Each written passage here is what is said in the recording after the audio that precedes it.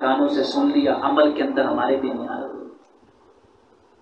آج ہم میں سے ہر شخص یہ چاہتا ہے کہ سیدنا عثمان غنی کا واقعہ سنایا جائے، لیکن سیدنا عثمان غنی کا واقعہ سننے کے بعد کیا وقت کے باغیوں کا نام لے سکتا ہے؟ سیاسی انتشار پھیلانے والوں کا نام لے سکتا ہے؟ کوئی ضرورت نہیں۔ آج ہم میں سے ہر شخص یہ چاہتا ہے کہ واقعہ کربلا سنایا جائے، امام حسین کا قصہ سنایا جائے۔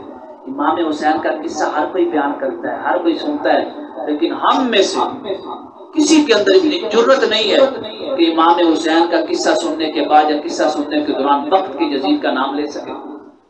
جرت ہے نام لے کے کہ یہ وقت کا جزید ہے؟ کسی کے اندر جرت نہیں ہے۔ آج ہم میں سے ہر کوئی چاہتا ہے کہ جب قربانی کا دن آئے تو قصہ ابراہیم اور قصہ اسماعیل سنیں علیہ السلام، لیکن کیا ہم میں سے کسی کے اندر جرت ہے کہ وقت کے نمرود کا نام لے سکے؟ آج ہم میں سے ہر کوئی شخص چاہتا ہے کہ حضرت موسیٰ علیہ السلام کا قصہ سنا جائے۔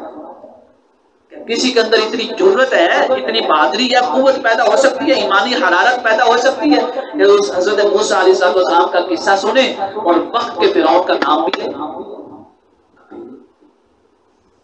کیوں سنتے ہیں؟ تو ہم منافق ہوئے۔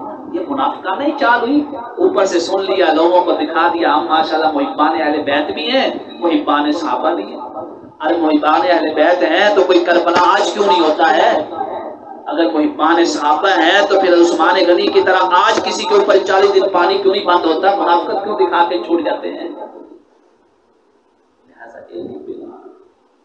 اگر یہ محفلیں ہم نے کرنی ہے، واقعات بیان کرنے، یہ سننے ہیں، تو پھر ہمارے اندر منافقانہ طرز عمل نہیں ہونا چاہیے۔ ایسی جرت اور بہادری ہو کہ ہم وقت کے جدید کا نام بھی لے سکیں اور وقت کے جدید کا نام سن بھی سکیں۔